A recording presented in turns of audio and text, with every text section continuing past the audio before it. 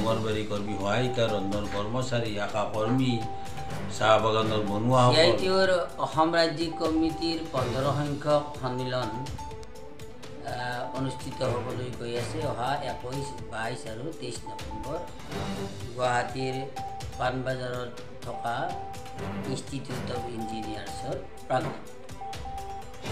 এই সন্মিলনত অসমৰ প্ৰতিটো কৰ্মক্ষেত্ৰৰ পৰা তৈলখণ্ড, কয়লাখণ্ড, চাহ বাগান, ব্যক্তিগত খণ্ডৰ কল কাৰখানা, অসংগঠিত খণ্ডৰ শ্ৰমিক, নিৰ্মাণ শ্ৰমিক, অঙ্গনবাড়ী কৰ্মী, সহায়িকা, ৰন্ধন কৰ্মচাৰী, আশা কৰ্মী, চাহ বাগানৰ বনুৱাসকল এই বিভিন্ন কৰ্মক্ষেত্ৰৰ প্ৰতিনিধিত্ব কৰি ইয়াতে সমবেত হ'ব গুৱাহাটীত।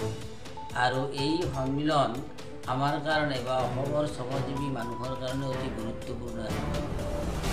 এই সময়ত যি সময়ত অসমত ঘৃণা ৰাজনীতি চলিছে, যি সময়ত অসমৰ চৰকাৰখনে ক্ষমতাৰ অপব্যৱহাৰ কৰি দেশৰ সংবিধানখনৰ সকলো ধৰণৰ মূল্যবোধক ধূলিসাৎ কৰি নানা প্ৰকাৰৰ শ্ৰমিক বিৰোধী, জনবিৰোধী বা অসমৰ স্বাৰ্থ বিৰোধী কাম কাজ কৰি আছে।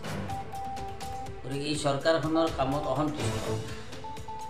আমি আজি কোন সময়ত এই কথা পাতি আছোঁ, আজি আমাৰ প্ৰাণৰ শিল্পী জুবিন গাৰ্গৰ জন্ম উপজাতি, যিগৰাকী শিল্পী ৰহস্যজনকভাৱে মৃত্যু হ'ল আৰু আজিলৈকে তাৰ কোনো বিচাৰ ন্যায়ো নাপালে।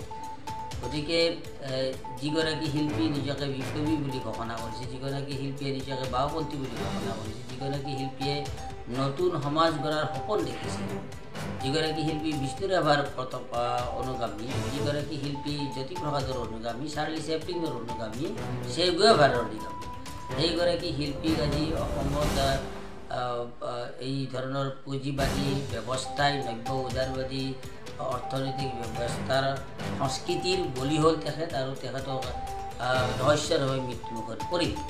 আমি এই সময়ছোৱাত নিশ্চিতভাৱে তেখেতৰ প্ৰতি শ্ৰদ্ধাঞ্জলি জনোৱাৰ লগতে অসমৰ যুৱ সমাজৰ প্ৰতি, অসমৰ যুৱ শ্ৰমিকসকলৰ প্ৰতি, অসমৰ কাম কৰি খাটি খোৱা মানুহৰ প্ৰতি নিজৰ মৰ্যাদা আদায়ৰ কাৰণে মাটি, মজুৰি আৰু মৰ্যাদা এই তিনিটা মৌলিক বস্তুৰ আজি প্ৰয়োজন হৈছে।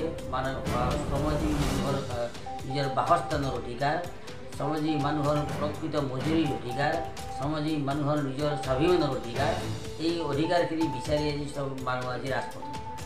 জনজাতিকৰণৰ দাবীত আজি 6টা জনগোষ্ঠীয়ে বিভিন্ন প্ৰকাৰে তেওঁলোকৰ দাবী উত্থাপন কৰি হাজাৰ হাজাৰ মানুহ ৰাজপথত নামি আছে।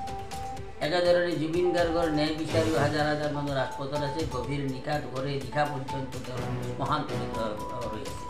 এইসকল মানুহৰ প্ৰতি চৰকাৰৰ কোনো দায়িত্ববোধ নাই, উদাসীন এই চৰকাৰ। মাত্ৰ টুলুঙা আৰু অতিশয় পাতল কিছুমান কথা বতৰা কৈ মুখ্যমন্ত্ৰী ডাঙৰীয়াই গোটেই পৰিস্থিতিটো বিভ্ৰান্ত কৰাৰ চেষ্টা কৰে।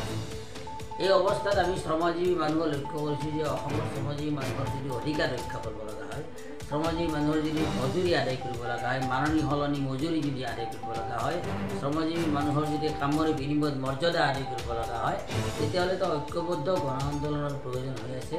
যিটো গণ আন্দোলন, যি সংহতিৰ কথা অন্যসকলে কৈছে, আমি তেনেকুৱা এটা সংহতি ৰচনা কৰি সৰ্বস্তৰৰ শ্ৰমজীৱী মানুহক ঐক্যবদ্ধ কৰাৰ এটা পৰিকল্পনা ল'বলৈ এই সন্মিলন বা এই তিনিটা সন্মিলন। এই সন্মিলনত 21 তাৰিখে দুপৰীয়া 1:30 বজাত আমি গুৱাহাটী, বিশেষ কৰি গুৱাহাটীক কেন্দ্ৰ কৰি ওচৰে পাঁজৰে থকা জিলাসমূহৰ পৰা সকলো গণতান্ত্ৰিক ৰাইজক, ছাত্ৰ, যুৱ, মহিলা, কৃষক, কৃষি শ্ৰমিক, ৰাজহুৱা খণ্ডৰ কৰ্মচাৰীসকল, বেংক, LIC, পোষ্টেলকে ধৰি বিভিন্ন ৰাজহুৱা খণ্ডৰ প্ৰতিষ্ঠানৰ কৰ্মচাৰীসকল সকলোকে আমি আবেদন জনাম যাতে 1:30 বজাত পাণবজাৰৰ হলৰ সন্মুখত সমবেত হৈ আমি তাতেই উদ্বোধনী অনুষ্ঠান এটা কৰিম। আৰু এই উদ্বোধনী অনুষ্ঠানৰ মাজেৰে আমাৰ সন্মিলন আৰম্ভ কৰিম।